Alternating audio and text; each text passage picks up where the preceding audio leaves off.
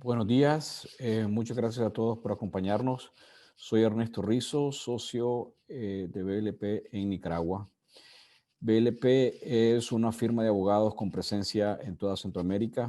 El día de hoy vamos a estarles compartiendo o haciendo una charla sobre la estrategia fiscal para su negocio. Estrategias pueden haber varias, dependerán del negocio en sí, por eso la idea es dar unos pinceladas generales para que posteriormente en diferentes charlas se puedan ir aterrizando a las necesidades o intereses de los asociados. Esta es la primera de lo que esperamos sean varias charlas en unión con la Cámara de Comercio Franco-Nicaragüense, en la que podremos ir abordando no solo temas fiscales o ahondando en los temas fiscales, sino que también podremos ir desarrollando otros webinars con otras áreas de práctica que pueden ser de su interés, asuntos laborales, asuntos de proteger su patrimonio, propiedad intelectual, legislaciones novedosas que se estén por aprobar o aprobadas. En fin, la idea es estrechar, que sea este el primer paso para estrechar nuestra relación con ustedes, con la Cámara.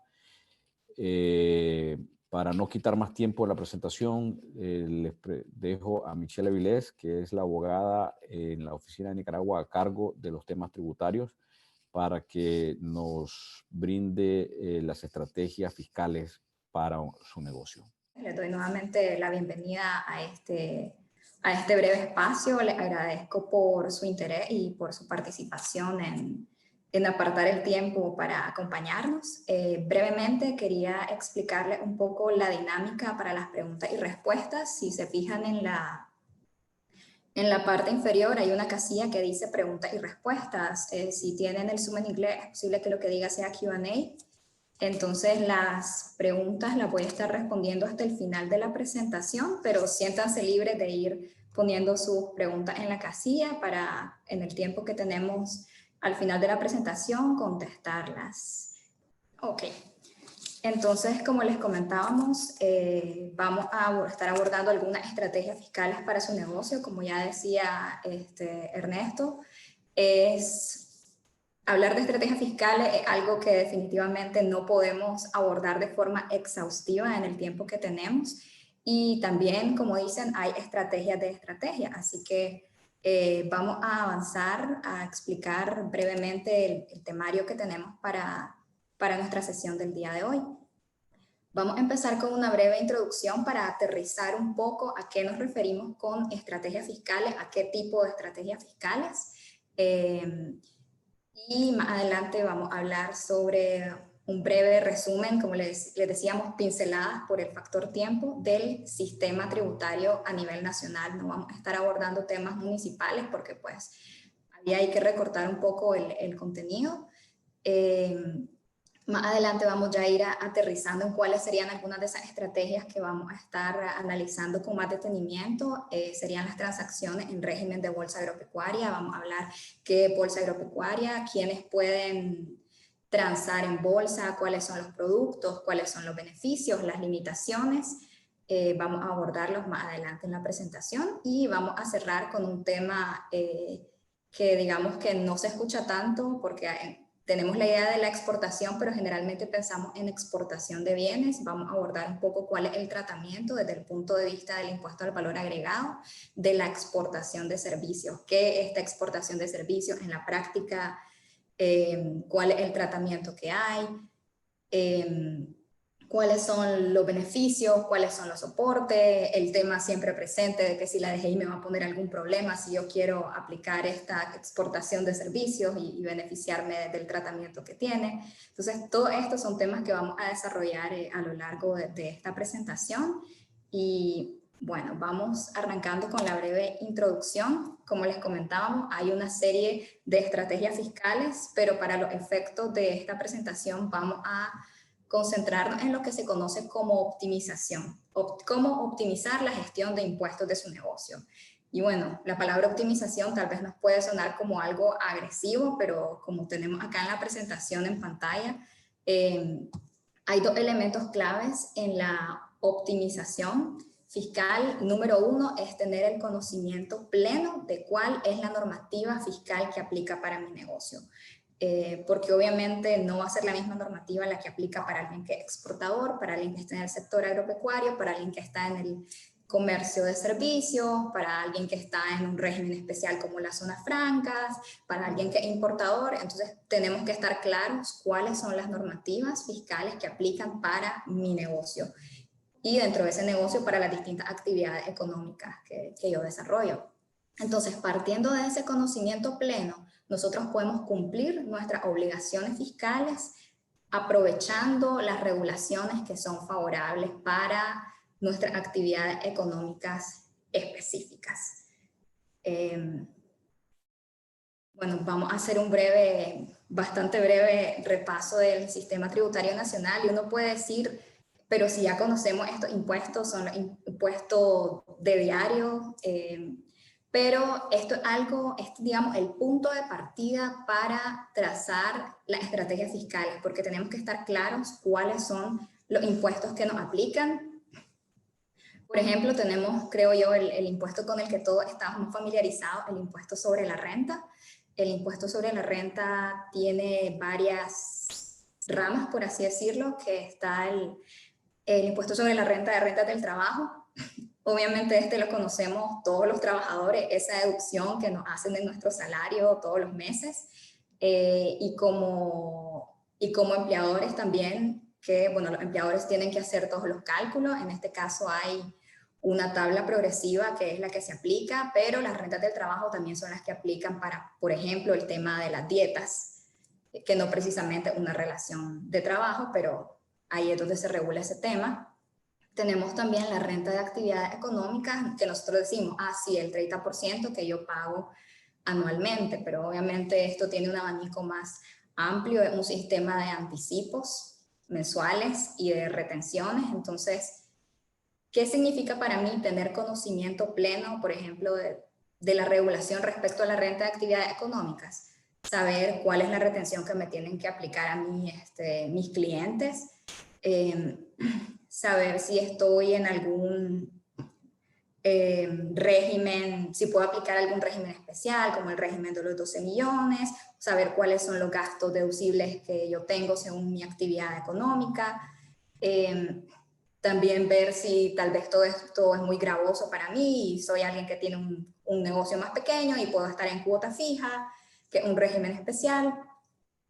Siempre dentro del abanico del impuesto sobre la renta tenemos las rentas de capital y la ganancia y pérdida de capital. Entonces, acá lo primordial es cómo reconocer que estamos ante rentas de capital y ganancia y pérdida de capital.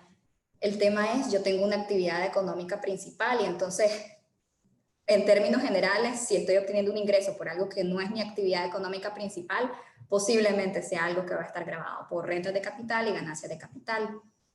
Las rentas, digamos, el tip para diferenciarlas es que con las rentas de capital, si yo tengo un bien, por ejemplo, digamos que yo tengo una fotocopiadora. Entonces, yo decido alquilarle esa fotocopiadora a alguien y esa no es mi actividad económica, era como una fotocopiadora que yo tenía ahí.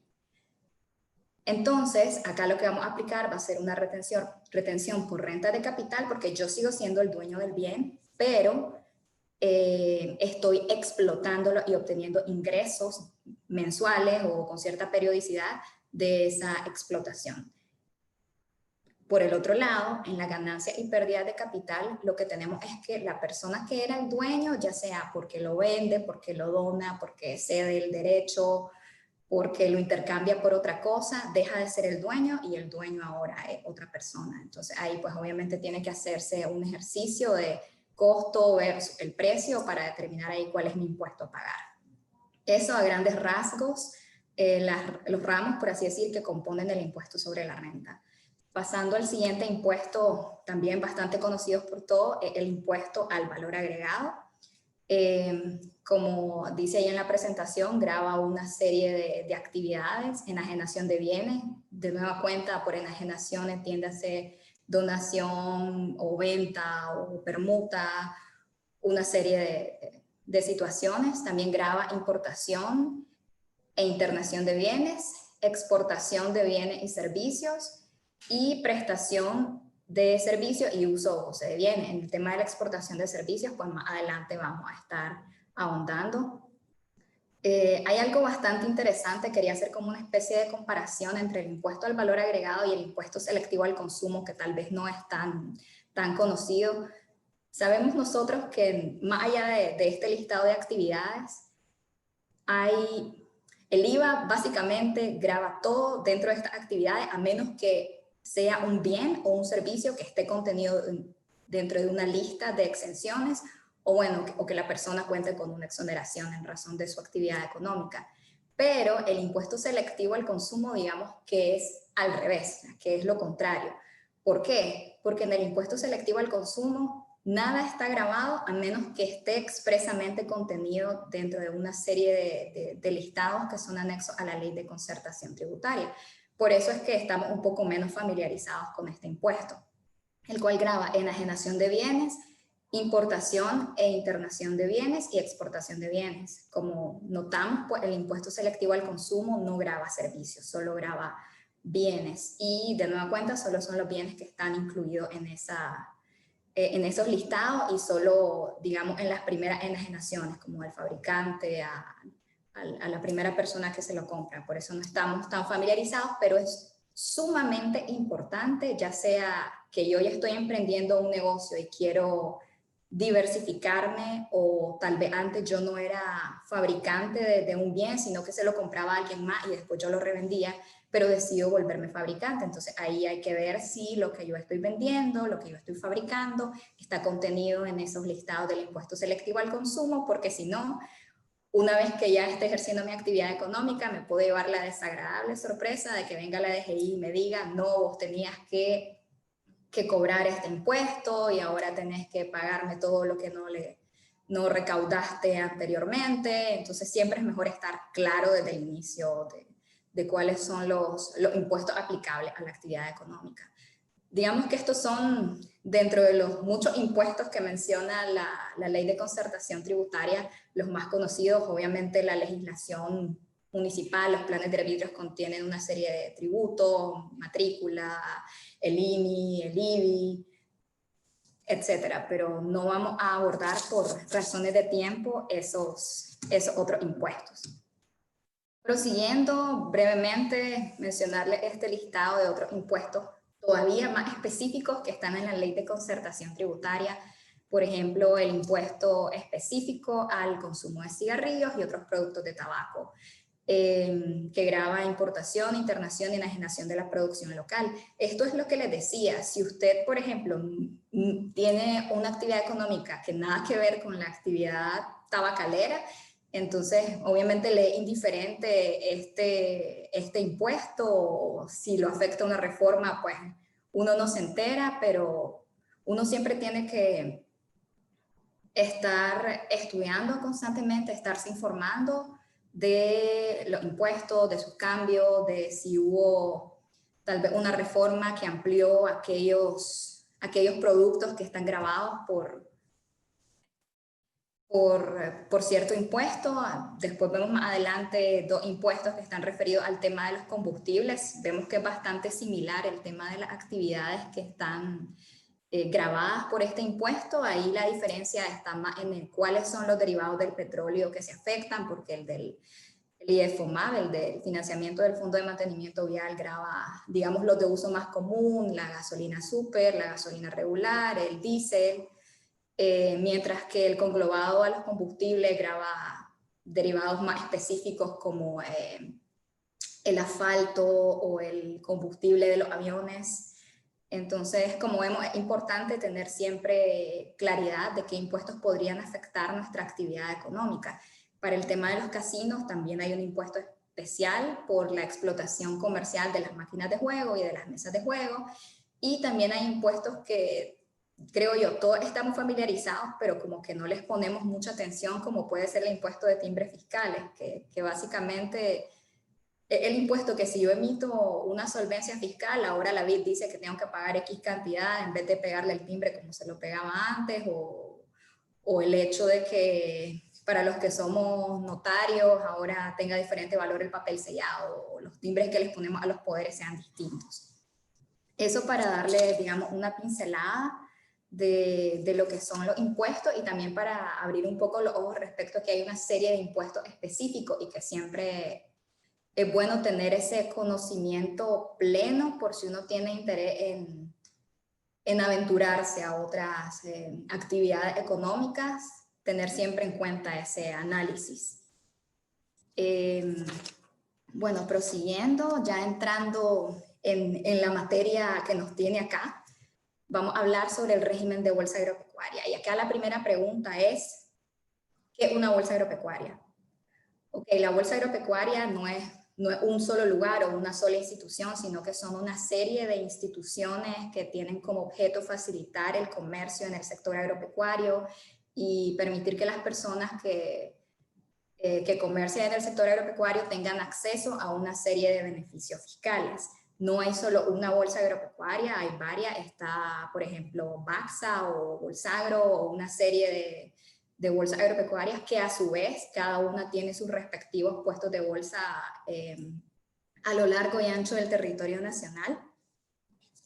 Está la siguiente pregunta, que es ¿quién retiene en una transacción en bolsa agropecuaria? Acá hay varias maneras de contestar esta pregunta.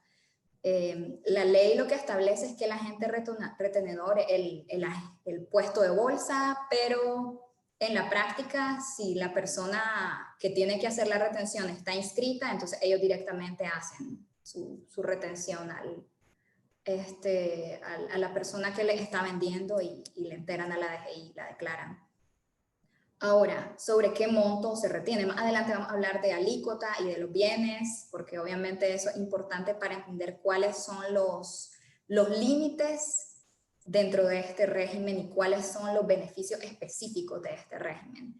Ok, el monto sobre el cual se retiene es el monto bruto que se está transando. En este caso no es como un valor promedio o que se permitan algunas deducciones, no. Es sobre el monto total que se está pagando por la compra de ciertos bienes autorizados para ser transados en bolsa.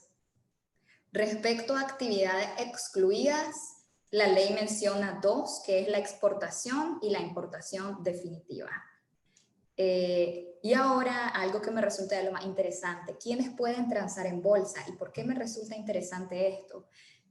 Porque existe la noción de que, bueno, obviamente no para todas las personas, pero algunas personas tienen la noción de que solo los pequeños pueden transar en bolsa, o de que si yo soy gran contribuyente, entonces no puedo transar en bolsa, o que si tengo más de cierto ingreso al año, entonces ya no me puedo beneficiar de este régimen.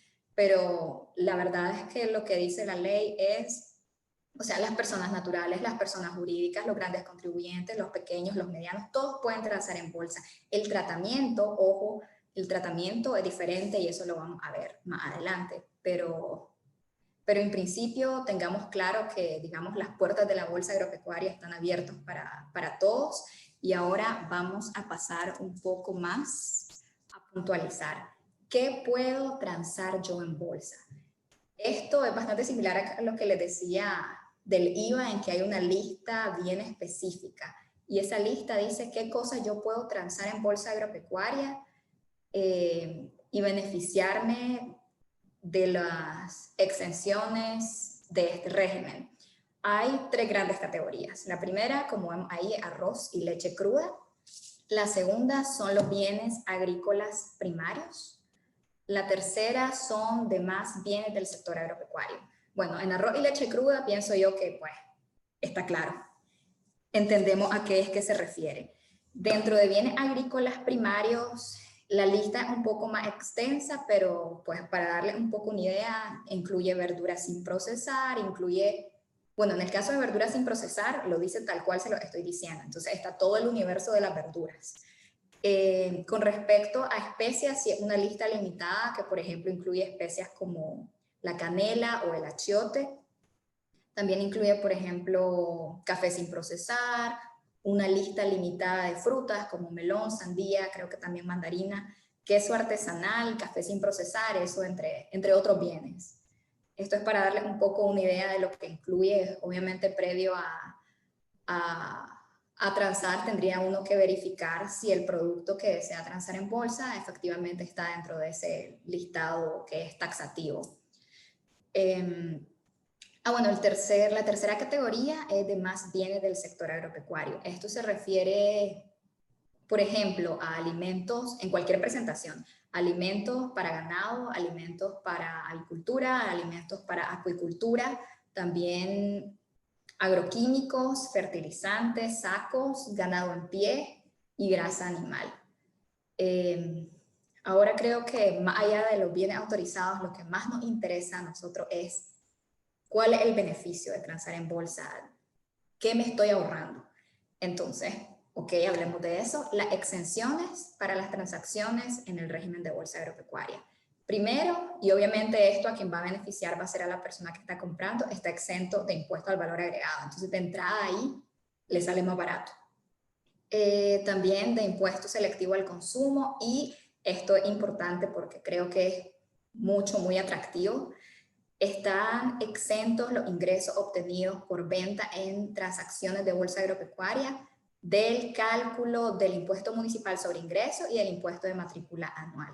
¿Qué significa esto? Significa que si yo, digamos, tengo algunas transacciones que las hago en bolsa agropecuaria y otras que yo hago fuera de bolsa agropecuaria, digamos que están 50 y 50, entonces sobre ese 50% de ingresos que yo obtengo de transacciones fuera de la bolsa agropecuaria, son sobre los cuales yo voy a calcular mi IMI para pagarle a la alcaldía, o sobre los cuales se tiene que calcular mi impuesto de matrícula anual.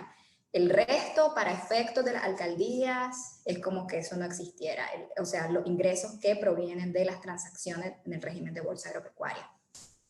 También, otro de los beneficios es que las alícuotas de retención en el régimen de bolsa agropecuaria son menores. Para la primera categoría, que es arroz y leche cruda, es del 1%, la alícuota de retención. Para bienes agrícolas primarios es del 1.5%, y para los demás bienes del sector agropecuario, que pues ya hablamos antes de qué bienes son, la retención es del 2%. Acá también importante en el tema de algunos bienes agropecuarios, cuando se venden en el régimen general, las bases imponibles son distintas. Por ejemplo, puede ser un valor promedio de cada cabeza de ganado, pero en este caso, como les explicaba, nuestra base imponible, es decir, el monto sobre el que vamos a aplicar este 1.5 o 2%, es el monto total que yo estoy pagando según mi contrato de transacción en bolsa agropecuaria. Ok, ¿cómo soporto yo una transacción en bolsa? El reglamento establece que el documento soporte va a ser el contrato de la transacción. Este contrato tiene que contar con una serie de requisitos que los estamos viendo acá en pantalla, y además tiene que haber una numeración consecutiva de todos estos contratos de transacciones en bolsas. ¿Qué clase de información tiene que contener? Bueno, los nombres de cada una de las partes, el comprador y el vendedor, el número RUC o el número de cédula. Para esto, en el caso de que estemos transando en bolsa personas naturales y el monto es menor a 25.000 córdobas, entonces el reglamento dice que no se aplica este requisito del número RUC o el número de cédula. También tiene que decir la fecha y lugar en que está ocurriendo la transacción. Se tiene que describir cuál es el bien que se está transando para, pues obviamente, concordar que sea uno de los bienes incluidos en esos listados. El volumen del producto que se está vendiendo, el monto que se está pagando, cuál es la comisión que se le va a pagar a la bolsa. Con acá una observación: esta comisión sí está grabada, o sea, no está incluida, no está exenta, digamos, dentro del bolsón de los beneficios de la bolsa agropecuaria. Lo que sí es que no está grabada con el IVA. También tiene que determinar este contrato cuál es la alícuota que estamos aplicando, ya sea el 1, el 1.5 o el 2%, según mirábamos en la diapositiva anterior. Cuál es el monto que retuve, y bueno, tiene que cumplir con ese requisito de la numeración consecutiva. avanzando un poco, vamos a ver ese tema que yo les explicaba de que si los grandes contribuyentes pueden, que si los que tienen ingresos mayores a cierto monto pueden transar en bolsa. Y como les decía, como les anticipaba, la respuesta es sí, pero el tratamiento es diferente. Entonces, acá vemos que lo que cambia es la naturaleza de la retención que se le hace en el régimen de bolsa agropecuaria. ¿A qué me refiero esto? Con esto, la retención puede ser definitiva o puede ser una retención a cuenta.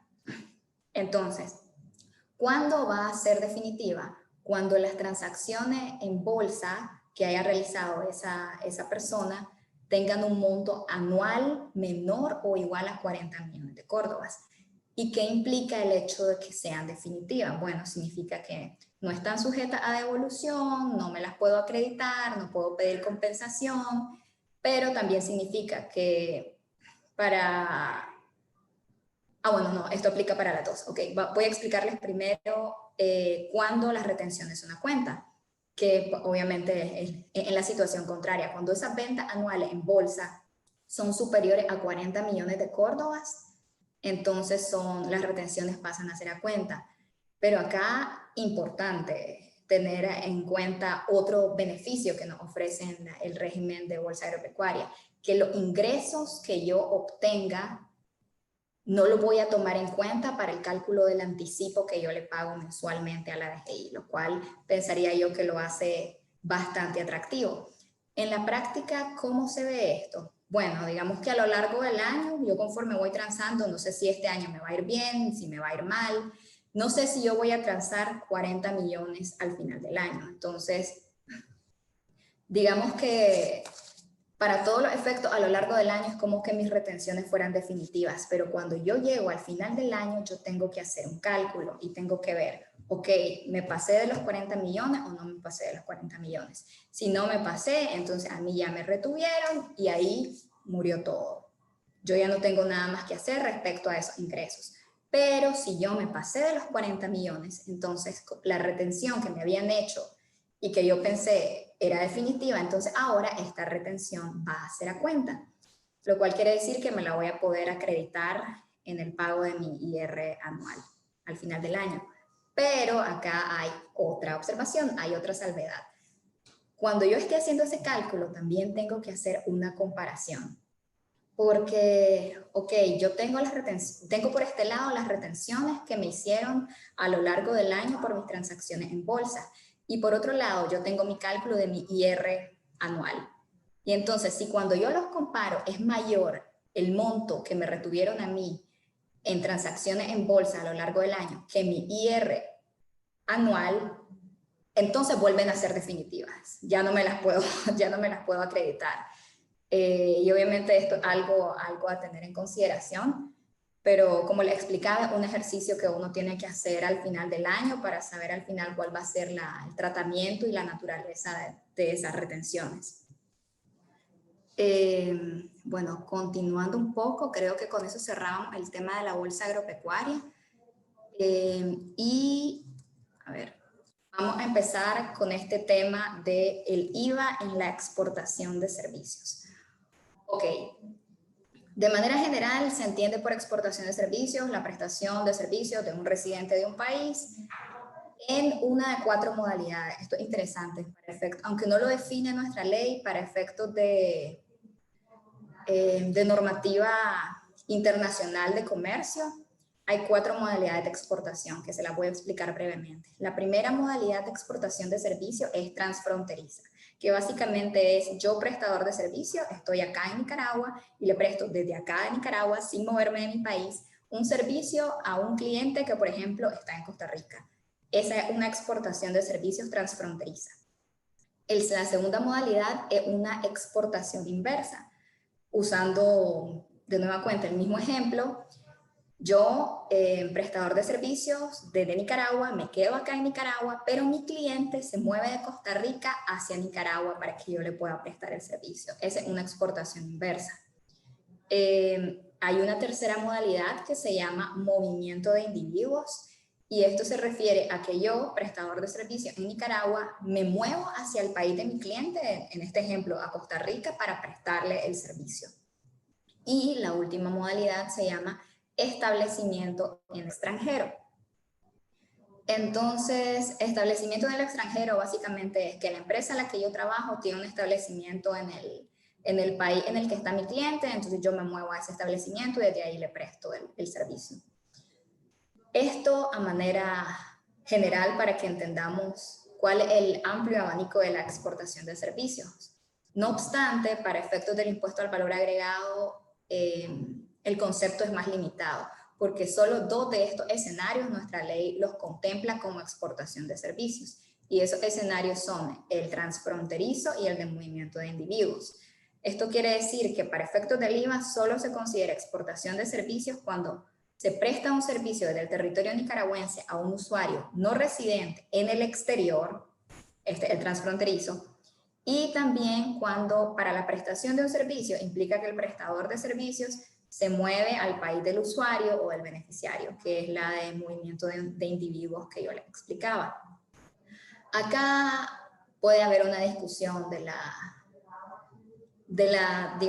territorialidad del impuesto al valor agregado por el hecho de que el servicio en sí, en la opción segunda, la de movimiento de individuos, no se está prestando en Nicaragua, pero la ley básicamente lo que está diciendo es, lo vas a facturar desde Nicaragua, entonces te lo voy a considerar para efectos del IVA como exportación de servicios. Ahora que ya tenemos, digamos, nociones un poco de cuáles son,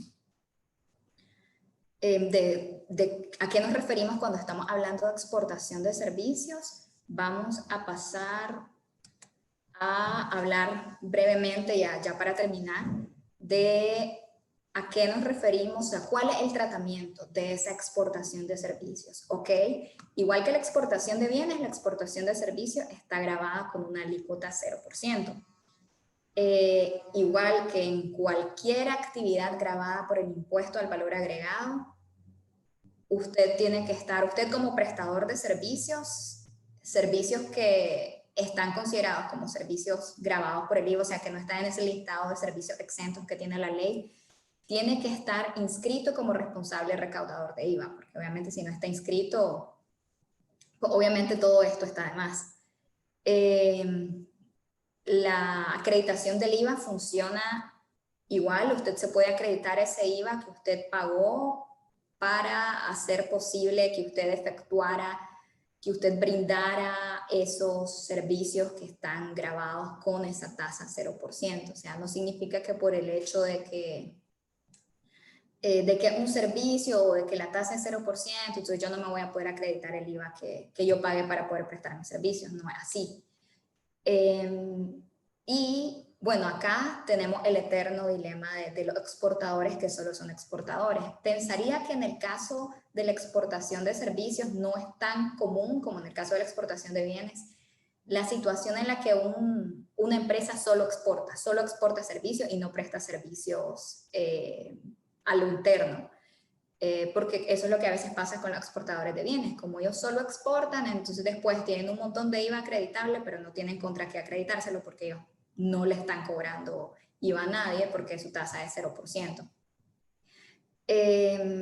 Lo cual nos llevaría a un escenario de pedir una compensación de ese IVA o una devolución de ese IVA si acaso pues fueran más los servicios que se prestan al exterior que los servicios que se prestan a nivel local y entonces tuviéramos un monto mayor de IVA acreditable que el IVA contra el cual nos lo podemos acreditar. Ahora está el tema, como le explicaba, uno puede hablar muchas cosas, pero uno siempre tiene la pregunta, ok, pero si yo quiero hacer esto, ¿qué también lo va a recibir la DGI? ¿Será que me van a decir que esto no es así, que esto no se aplica, que no puedo hacer esto, me van a pedir algún documento que sea súper difícil de conseguir? Básicamente para saber que si nos van a ajustar o no nos van a ajustar y que si esto va a ser defendible en una auditoría. Entonces la pregunta acá es, documentalmente, ¿cómo soporto yo que lo que hice fue una exportación de servicios? Ok, acá está el tema de que tenemos que tener claros los 2 elementos claves que componen una exportación de servicios. Número 1, que mi cliente o mi usuario sea un no residente y número 2, que sea una persona del exterior. Porque claro, poca diferencia hace si es un no residente al que le preste el servicio acá en el país. Obviamente, para efectos de nuestra ley, eso no va a ser una exportación de servicios porque es un servicio que preste acá. Entonces, ¿cómo demuestro que mi usuario o mi cliente es no residente y que fue desde el exterior? Bueno, puede ser que mi cliente me haga llegar su identificación tributaria o un documento de algún tipo que demuestre que él tiene residencia en otro país. Y también con los documentos de la transferencia en los cuales se demuestra, o del modo de pago que sea, con los cuales se demuestre que a mí me pagaron desde fuera. Entonces, esos son dos elementos a tener en consideración. En la práctica, conozco experiencias en las cuales la DGI ha revisado, ha auditado a empresas que estaban aplicando esta tasa de 0% por la exportación de servicios, y entonces el auditor no les dijo no podés, sino que lo que les dijo fue tenés que presentarme una póliza de exportación de servicios, lo cual es un documento que no existe, porque obviamente una exportación de servicios no funciona como una exportación de bienes, que yo me voy a ir al CETREX, que la aduana, que mi agente aduanero, que mi póliza de declaración de exportación, no es así como funciona. En ese caso, lo que se hizo fue explicar, no, mira, ese documento no existe, entonces pues no me puedes pedir algo que es materialmente imposible, yo lo que tengo son este documento y este documento que demuestran que mi cliente es una persona no residente y que es una persona del exterior. Y al final no lo ajustaron, así que pensaría que esas son buenas noticias para todos nosotros, de que en la práctica la DGI no se pone cerrada con ese tema de exportación de servicios. Puede ser que al auditor tal vez sí lo tome un poco por sorpresa, que tal vez no lo haya visto en otra empresa antes, pero sí es algo defendible y sí es algo que está legalmente contemplado en la ley. Bueno, por mi parte, le agradezco por su tiempo. Este es el contenido que tenía para compartirles. Entonces, veo que tenemos un par de preguntas. Una persona, el señor Juan Cruz, nos dice, tengo entendido que las exportaciones están exentas del IVA. ¿Qué tipo de bienes están grabados con IVA al momento de la exportación? Esta es una pregunta perfectamente válida y entendible, porque hay dos alícuotas de IVA, pero por lo general nosotros solo estamos familiarizados con el 15%, pero no solo está el 15%, sino que está esta alícuota que les hablaba del 0%. Entonces, las exportaciones en general están grabadas con tasa 0%. Y esto en realidad es un beneficio, no es algo perjudicial para el exportador, porque esto lo que permite es que la persona que exporta, ya sean bienes o servicios, pueda acreditarse ese IVA que él pagó a lo largo del proceso productivo para fabricar o elaborar su producto o para poder brindar el servicio que él está exportando. Entonces, sí están grabadas las exportaciones.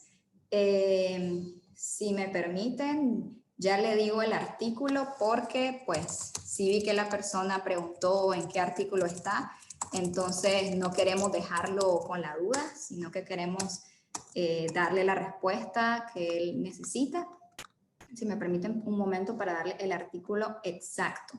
En el artículo 107 de la Ley de Concertación Tributaria dice, está hablando sobre la creación del IVA, dice, grava los actos realizados en el territorio nicaragüense sobre las actividades siguientes. Primera, enajenación de bienes. Segunda, importación e internación de bienes. Tercera, exportación de bienes y servicios de conformidad con el artículo 109 de la ley. El 109 lo que dice es que están grabados con una tasa 0%.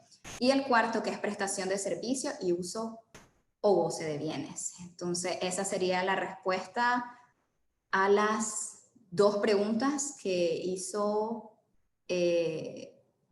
Juan Cruz. Entonces, estas dos ya están respondidas. La tercera pregunta, que es de Amaury, dice, ¿es posible recuperar la retención de otro país como Guatemala por un servicio exportado desde Nicaragua en IVA? Bueno, acá creo que estamos hablando de dos cosas, porque menciona IVA, pero también menciona retención. Como sabemos, bueno, como es de esperarse, más bien diría yo, nuestro país no tiene acuerdos de doble tributación con ningún otro país, entonces eso obviamente imposibilita que las personas del extranjero, a las que personas nicaragüenses le están ya sea cobrando un IVA o le están efectuando una retención, obviamente todo el mundo tiene interés de acreditarse las retenciones que le hacen. Y además es lo de esperarse y a lo que estamos acostumbrados aquí a lo interno del país. Aquí yo me puedo acreditar mis retenciones, entonces nuestras contrapartes del extranjero, eso es lo que esperan. Pero a menos que, digamos, la ley guatemalteca, que pues yo la desconozco, estableciera que sí se pueden recuperar esas retenciones y cuál es el procedimiento y cuáles son los documentos que tienen que presentarse para que la administración tributaria lo haga. Entonces, tendría que ser según la ley de ese país, pero pues en la situación que estamos actualmente, ni nosotros, NICA, a los que nos hagan una retención, un proveedor del extranjero, ni un proveedor del extranjero al que nosotros, NICAS, le damos una retención, por regla general, ninguno de los dos se lo va a poder deducir, entonces pues al gasto no deducible, esas retenciones que nos hagan del extranjero o que nosotros hagamos del extranjero. Entonces esa sería la respuesta a la pregunta de Amaury. En ese tema de la recuperación de la retención, la verdad, como estamos hablando de IR, un poco el tema del IVA pues no influye en que si nos lo podemos deducir o no lo podemos deducir. Bueno, esa pregunta estaba repetida, estaba aclarada más adelante. Tenemos una pregunta más de Pablo Samson, dice, entonces esas retenciones se convierten en no deducibles para nosotros. Y la verdad, sí sería eso lo que pasa, porque nuestra norma no nos permite acreditarnos deducciones que nos estén haciendo una persona de otro país. Creo que la verdad eso, dado el volumen de comercio que tenemos con otros países, creo que sí sería muy ventajoso que pues nuestra administración considerara la firma de algún acuerdo para evitar la doble imposición, porque si no, pues ya me retuvieron el impuesto y acá no me lo puedo deducir, y obviamente algo que es perjudicial, y eso también lo que ocasiona es, mira, cuando estamos con un proveedor del extranjero me dicen, mira, no me retengas porque es que después yo esa retención no puedo hacer nada con ella, o sea, no me la puedo acreditar, no me la puedo deducir, no puedo hacer nada, entonces asumimos la retención, y lo cual obviamente encarece para nosotros esas relaciones que tenemos con proveedores del extranjero. Ok, Luis Livi pregunta, ¿las transacciones efectuadas en Bolsa Agropecuaria con un importe mayor a 40 millones estarán afectadas al pago del IMI y matrícula anual ante las municipalidades? No, no lo están. La ley es, bueno, así verdad, eso está más claro en el reglamento, donde dice que no nos dice que va a depender del monto, el hecho de que si van a estar grabadas o exentas del IMI, de la matrícula y del IVA, eso es general, sea una retención que va a ser definitiva o una retención que va a ser a cuenta, es decir, exceda o no exceda ese umbral de los 40 millones, igual va a estar exenta para el cálculo del IMI y de la matrícula anual. Ok, esa está respondida.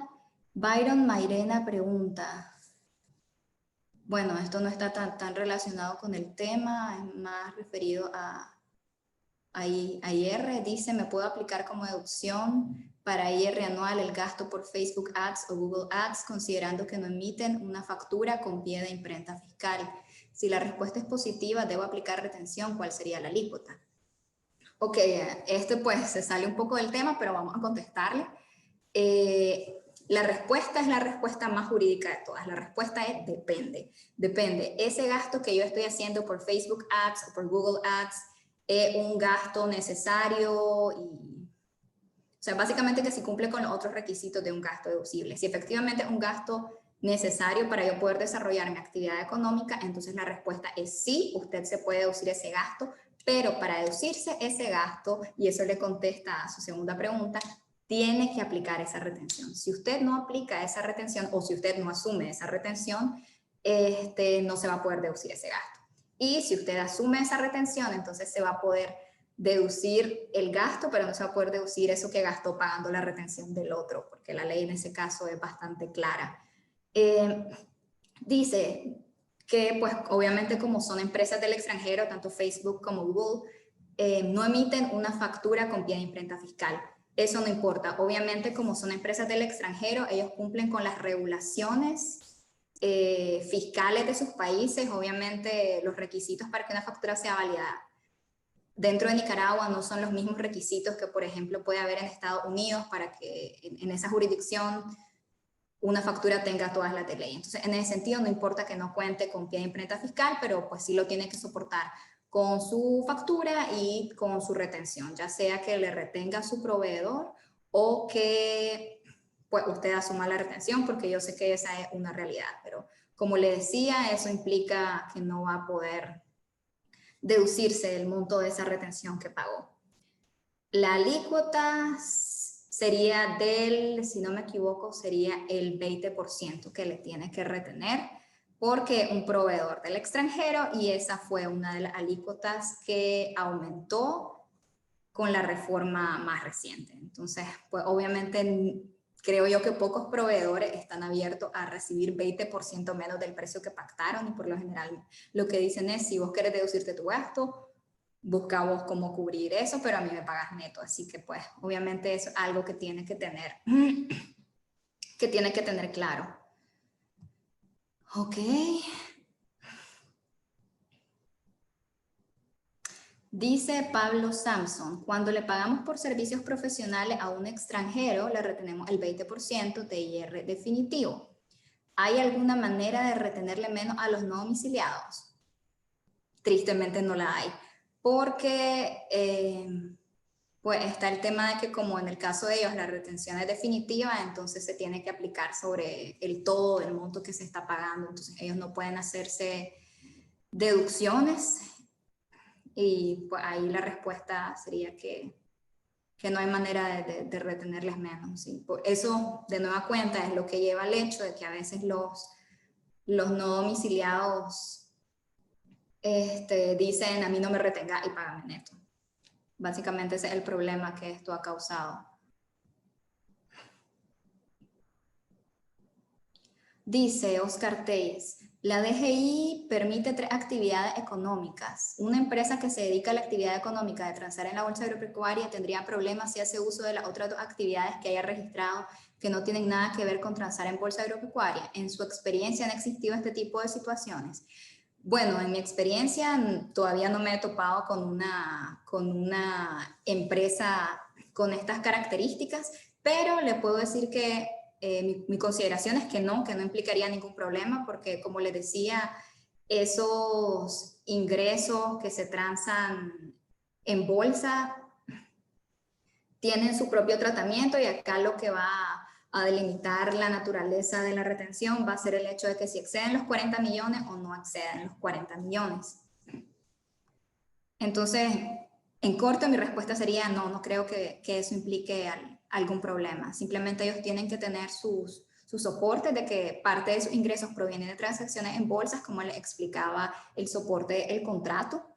También, pues, la constancia de retención, incluso les pueden pedir una constancia al puesto de bolsa agropecuaria en el que transen, una constancia sobre las transacciones que tuvieron a lo largo de ese año. Entonces, eso puede ser documentación adicional.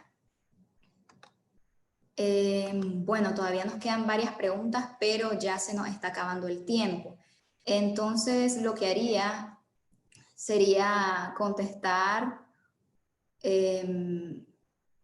una pregunta más, y el resto de las preguntas que tengan les pediría que las manden a eventos@blplegal.com. En la invitación del evento, en la parte de abajo, aparecía esa dirección, decía que si tenían comentarios, escriban a eventos@blplegal.com. Entonces, si ustedes nos hacen llegar sus preguntas, porque ya no tenemos más tiempo, a ese buzón, nosotros, a esa dirección de correo electrónico, nosotros con mucho gusto les vamos a estar respondiendo, porque pues no nos queremos pasar del tiempo que teníamos proyectado, pero les agradecemos muchísimo por sus preguntas, por su participación, por su interés en el tema. Como explicaba Ernesto al inicio, obviamente estamos interesados en seguir en esta colaboración, en esta sinergia con la Cámara de Comercio Franco-Nicaragüense, entonces es bueno ver que ha tenido tan buena aprobación esta primera sesión. Vamos a ver cuál sería la última pregunta.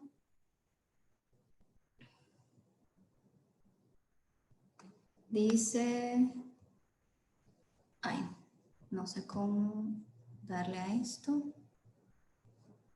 Dice Fermín Navarro: cuando se hacen compras a extranjeros, ¿se le hace retención nacional aunque no esté inscrito así? Ok, entonces acá entiendo que el comprador es una empresa nacional o una persona residente acá en Nicaragua, y la persona a la que se le está comprando al proveedor extranjero, que se le hace retención nacional, sí. La ley establece unas retenciones para los residentes y retenciones para los no residentes, entonces acá digamos que no hay escapatoria, sino que independientemente de que estén inscritos acá o no estén inscritos acá, se les tiene que hacer la retención. Obviamente, si están inscritos acá, el tratamiento que se les va a dar va a ser el mismo tratamiento de un residente, al que por lo general se le retiene un 2%, y ellos se podrían acreditar su retención, pero como en este caso estamos hablando de una persona del exterior, entonces se le hace la retención y esa persona, pues, digamos que eso ahí murió, porque no se podrían acreditar esa retención que se le haga. Bueno, creo que hasta ahí llegaríamos para no pasarnos de tiempo, pero sí los invito a que nos hagan llegar las preguntas que no pudimos contestar a eventos@blplegal.com. Es la dirección que aparece al pie de la invitación, para con mucho gusto nosotros contestarles las preguntas que quedaron pendientes. Gracias por su atención y por su participación.